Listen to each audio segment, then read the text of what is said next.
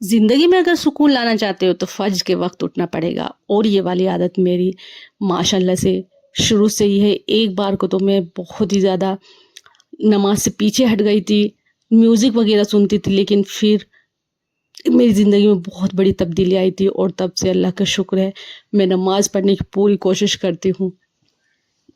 अस्सलाम वालेकुम my YouTube family, कैसे हैं आप सब? अल्हम्दुलिल्लाह मैं बिल्कुल ठीक ठाक हूँ। तो यहाँ पर मैं उठ चुकी थी और नमाज के लिए तो मैं सोच रही थी तहज्जुद की नमाज पढ़ूँ, लेकिन फिर मैंने टाइम देखा तो नमाज का टाइम हो चुका था। और एक बात बता दूँ, मैं जब से अपने ससुराल में आई हूँ 4-5 साल हो गए हैं, मेरे माहौल में और ससुराल वालों के माहौल में बहुत ज़्यादा फ़र्क है। और हस्बैंड और मेरे अंदर तो ज़मीन आसमान का फ़र्क है। ये कहते हैं ना कि एक इस किनारे पे खड़ा है, एक उस किनारे पर, तो ये ही सेम सिचुएशन मेरी और मेरे हस्बैंड की है। हम दोनों का मेल बिल्कुल नहीं खाता। मुझे चावल पसंद है तो उन्हें रोटी पसंद है, मुझे सीरियस रहना पसंद है तो उनको मजाक पसंद है, मुझे म्यूजिक बिल्कुल पसंद नहीं है लेकिन वो म्यूजिक के दीवाने हैं। तो यहाँ तक कि हम दोनों में बहुत ज़्यादा डिफरेंस है और इसी की बेस पे हम दोनों में बहस भी रहती है। लेकिन अल्लाह ताला का बहुत बड़ा इनाम है, बहुत बड़ा एहसान है कि अल्लाह ताला ने हम दोनों की जोड़ी सलामत रखी हुई है।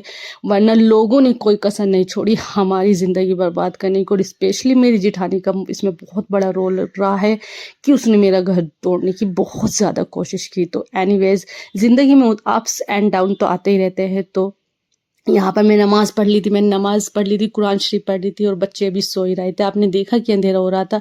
तो मैं जब भी नमाज पढ़ती हूँ टाइम देखकर पढ़ती हूँ। 5 साल हो गए, कभी कभी अजान की आवाज़ आ जाती है। यहाँ तक कि रमज़ान में इफ्तार करती हूँ ना, तो टाइम देखकर इफ्तार करती हूँ, ये जनतरी में टाइम देखकर। तो यहाँ पर मैंने बच्चों को उठा दिया था, स्कूल जा चुके थे वो, उनके लिए लंच बना दिया था और फिर मैं हस्बैंड के लिए नाश्ता बनाने लगी थी। तो डेली डेली पराठे बनाने से तो बेहतर है मैं उन्हें बदल बदल के दे देती हूँ। तो मैंने आज बेसन का चीला बनाया था।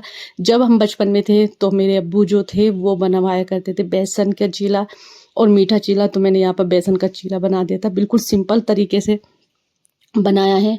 तो मैंने उन्हें लंच दे दिया था और साथ ही मैं इतने ये बेसन का चीला मैं बिल्कुल सिंपल वाले तवे पे बनाती हूँ और हल्की आंच पर बनने रख दिया। तो मैंने एक चूल्हे पर चाय चढ़ा दी थी और साथ ही साथ जो बर्तन थे वो भी धो लिए। तो इसी के साथ मेरे बर्तन भी धुल गए थे, किचन भी साफ़ हो गया था और हस्बैंड का लंच वगैरह सब मैंने पैक कर दिया था। और फिर मैं आ गई थी जी अपने रूम में।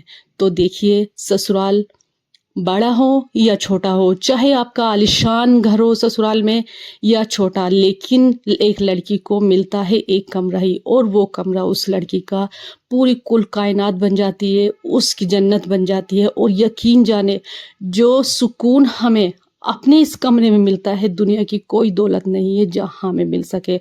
और शादी के बाद तो मैं सबका नहीं कहती, लेकिन मैं अपनी खुद की बात कर रही हूँ कि शादी के बाद एक लड़की का दिल बिल्कुल भी अपने मायके में नहीं लगता है। मेरा तो बिल्कुल भी नहीं लगता। मुझे सिर्फ अपना हस्बैंड याद आते हैं, अपना घर याद आता है और वो सुकून याद आता है जो मैं अपने इस कमरे में रहकर गुजारती हूँ। देखिए, शादी के बाद सबको पूरे पूरे घर नहीं मिलते, सिर्फ एक कमरा बनता मिलता है जिसे वो अपनी कुल कायनात बना लेती है। और उसे साफ करना, उसे चमकाना हमारे ऊपर डिपेंड करता है। तो यहाँ पर मैंने सिंपल सी कॉटन की चादर बिछा ली थी। अच्छा, मैं बचत करने की बहुत कोशिश करती हूँ और मैं ये नहीं कि मैं ब्रांडेड कपड़े लूँ या फिर महंगे महंगे सामान लूँ।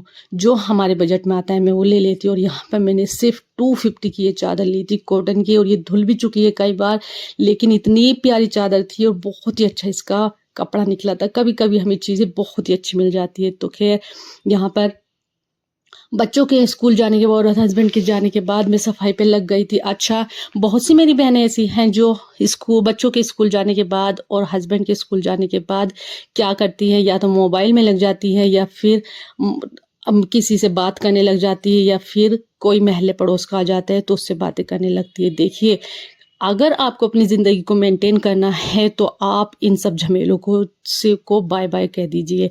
मैं ये नहीं कहती कि आप इन सब से छुटकारा पा लीजिए, लेकिन अपनी ज़िंदगी में आप बस कुछ अगर आपको अपनी ज़िंदगी को सलीके से गुजारना है, आप चाहती हैं कि इस घर को जन्नत बनाए, सुकून मिले, तो मेरे में भी ये बहुत आदत थी कि मैं क्या करती थी कि पहले फ़ोन पे लग जाती थी या बातें कर लेती थी, लेकिन अब मैं पहले अपना काम करती हूँ और ये वीडियोज़ जो बनाती हूँ, ये बनाती हूँ, और अगर किसी का फ़ोन भी आता है तो मैं कट कर देती हूँ। जब मैं इत्मीनान से होती हूँ, सुकून से होती हूँ, तब मैं कॉल करती हूँ। फिर बच्चों के आने के बाद तो मैं बच्चों में लग जाती हूँ, तो बिल्कुल भी टाइम नहीं मिलता। तो आप भी ऐसा ही किया करें, सबसे पहले अपने काम किया करें। अगर आपको खाना बनाना है तो आप रात को ही सोच लें, कपड़े धोने हैं तो आप रात को ही सोच लें। तो यहाँ पे मैंने सुबह ही बेडशीट चेंज कर दी थी और फिर उसके बाद मुझे सफाई करनी थी बस।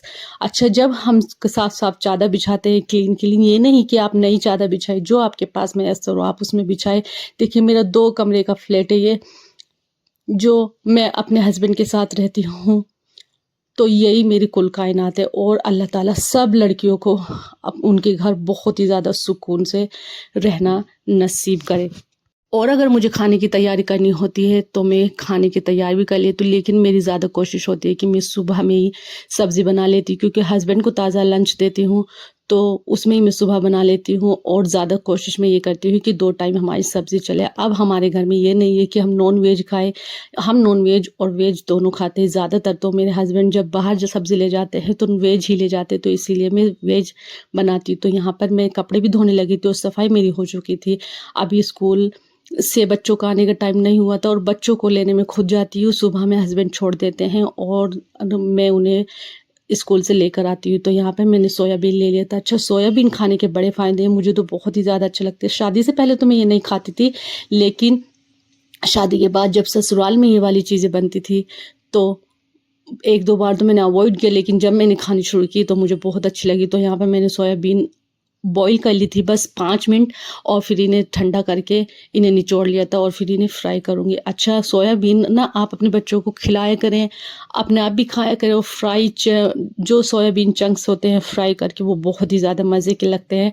आप एक बार ट्राई कीजिएगा। मैं इनकी सोयाबीन के कोफ्ते भी मतलब बदल-बदल के बना लेती हूँ। ये सब हमारे ऊपर डिपेंड होता है कि हम अपने घर को कैसे चलाएँ। अब हमारे घर में अगर वेज खाया जाता है तो ज़रूरी थोड़ी है हम डेली दाल सब्ज़ी बनाए, उसे बदल-बदल के भी बनाना चाहिए, और तभी अच्छा लगता है। तो यहाँ पे मैंने सोयाबीन बना लिए थे। तो ये सिंपल सी रेसिपी है सोयाबीन की। टमाटर प्याज़ का पेस्ट बना के मैं रख लेती हूँ। तो यहाँ पे मैंने मसाला भून लिया था, दूसरे चूल्हे पे मैंने इन्हें सोयाबीन को फ्राई करने लगी थी। तो एक पे मेरा मसाला भुन रहा था और दूसरे पे मेरी सोयाबीन जो थी वो फ्राई हो रही थी। और साथ ही साथ जब मैं नमाज़ के लिए उठती हूँ, या तो मैं रात को ही आटा गूँध के रखती हूँ, लेकिन अगर मैं रात को मेरा आटा नहीं बचता है तो मैं सुबह में उसे गूँध लेती हूँ। इतने में नमाज़ वगैरह से फ़ारिग होती हूँ, किचन में आती हूँ, से आटा सेट हो जाता है। अच्छा, जो आटा है मैं उसे मुक्के लगा के बहुत देर तक नहीं गूँथती। मेरी जो सास थी वो बहुत ज़्यादा मुक्के लगा कर गूँथती थी, लेकिन मैं 5 मिनट में आटा गूँध लेती हूँ। और इस बात से मैं इतनी फ़ेमस हो चुकी थी कि ये खड़ी होके और 5 मिनट में आटा कैसे गूँध लेती है, लेकिन वो आटा बहुत ही ज़्यादा मुलायम हो जाता है। ये आप सब नोटिस करिएगा, जब आप आटा गूँध कर रख देते हैं तैयार करके, और उसे 10-15 मिनट बाद अपना काम करने के बाद उसे मुक्के लगाएँ तो आपका आटा बहुत ही अच्छा बन जाता है। अच्छा, मैं काम करने के साथ-साथ क्या करती हूँ, या तो मैं कोई मोटिवेशनल वीडियो सुन लेती हूँ, या फिर मैं क्या करती हूँ, सूरह बकरा की तिलावत लगा देती हूँ या नात सुन लेती हूँ। और आप भी कोशिश किया करें जब भी काम करें।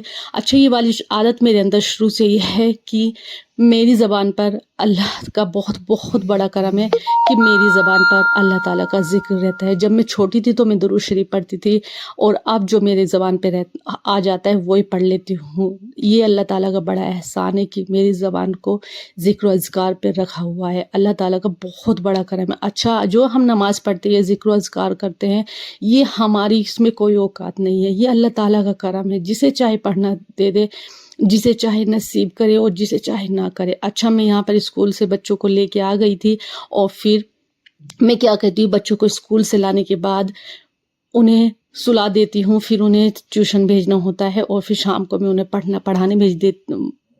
पढ़ाने बैठ जाती हूँ। तो यहाँ पर असर की नमाज़ पढ़ने के बाद मैं इन बच्चों को पढ़ाने लगी थी। हस्बैंड के आने से पहले मैं उनको होमवर्क भी करा देती हूँ, लेकिन लंच जो होता है हम सब एक साथ करते हैं, क्योंकि दोनों बच्चे कहते हैं कि हमें डैडी के साथ लंच करना है। तो मैं पूरी कोशिश करती हूँ कि हस्बैंड के साथ करें, लेकिन कभी-कभी हस्बैंड को देर हो जाती है तो मैं इन्हें पहले ही खाना खिला देती हूँ। और दोपहर को आप अपने बच्चों को ज़रूर सुलाया करें। अगर मेरे साथ तो यही होता है, अगर मैं इन बच्चों को नहीं सुलाती तो ये शाम को एक तो चिड़चिड़े हो जाते हैं, ना होमवर्क करते हैं, और फिर ये 7-8 बजे सो जाते हैं और फिर सारी रात मुझे परेशान करते हैं। तो इससे तो बेहतर है मैं दिन में 1-2 घंटा इन्हें सुला देती हूँ। तो यहाँ पर मैं दोनों बच्चों को काम करा रही थी और होमवर्क भी करा दिया था। अच्छा, जब मेरे हस्बैंड आ जाते हैं तो मैं उन्हें खाना वाना देकर, किचन साफ़ कर फिर नमाज़ वग़ैरह पढ़ लेती हूँ और फिर बच्चों को सुलाती हूँ। बस ये सिंपल सी रूटीन थी। आप भी अपने घर को अगर मेंटेन करना चाहते हैं तो आप एक लिस्ट बना लीजिए कि आपको काम कैसे करना है और कैसे नहीं। मैं घर, बच्चे सब अच्छे से अल्हम्दुलिल्लाह बहुत अच्छे से सँभाल लेती हूँ और सब काम भी कर लेती हूँ। तो यही मेरी मेहनत का राज़ है और यही मेरा बहुत ही अच्छा, मैं अच्छे से अपनी ज़िंदगी को मैनेज कर लेती हूँ और अपने घर को भी सँभाल लेती हूँ। तो आज की वीडियो अगर आपको पसंद आई हो, कोई भी पॉइंट्स आपको अच्छा लगा हो या कोई भी बात अच्छी लगी हो तो ज़रूर लाइक करिएगा, शेयर करिएगा और सब्सक्राइब कर दीजिएगा। मिलते हैं अगली वीडियो में इंशाअल्लाह। तब तक के लिए अल्लाह हाफ़िज़। दुआ में याद रखिएगा। अल्लाह हाफ़िज़।